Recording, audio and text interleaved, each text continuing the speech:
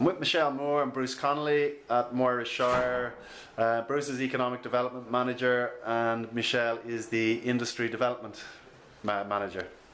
We're talking about digital readiness in Moira and some of the things that need to be done here. We have some good case studies of organisations that are doing some good things.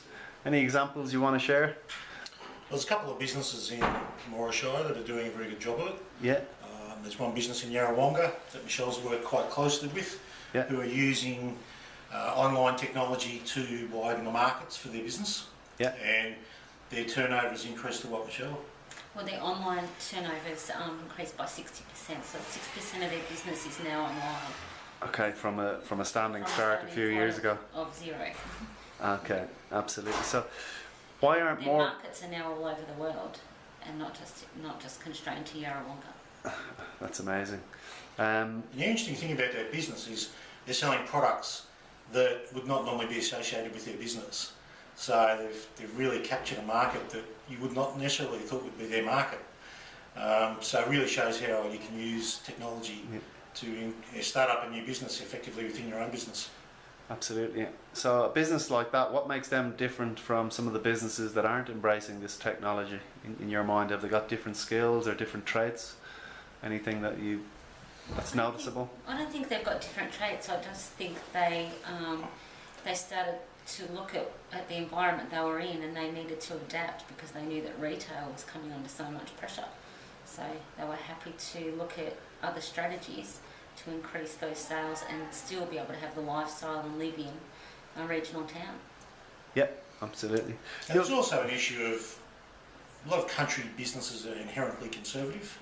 And so the approach to business is conservative based on outdated models, whereas people like we're talking about here are happy to change and look at ways to change and embrace change, really. Yeah. And technology is a tool to enable that. Absolutely. The other thing we discussed was collaboration and I guess council working with some of the local businesses, and you've got a website to do just that. Tell us a little bit about that, Michelle. We work with a group of local producers who basically work from the farm gate, and they value add their products. So we work with the Sun Country on the Murray Food, Wine and Produce Group. We have a website called Sun Country Food and Wine, and that gives those producers the ability to sell their products online, as well as being a call to action when we go down showcase that food at expos and shows around the country. Yeah.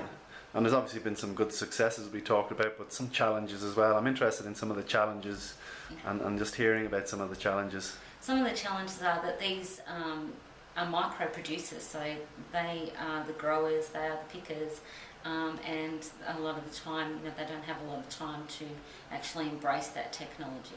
Yeah. So that's our main issue, and the other issue is marketing and getting the word out there that these products are available online. Yeah, so they need a little bit of hand holding as well, just to be shown how to use this technology and not to be too fearful of it, I suppose. That's correct. And they also need someone to come in and show them how they can use that to increase their market share. Examples of other places that have done online distribution show some very good results where the individual micro producer can increase production and profitability and a range of things, and that's probably where council comes into it. Yeah, because that's our role to help them achieve that.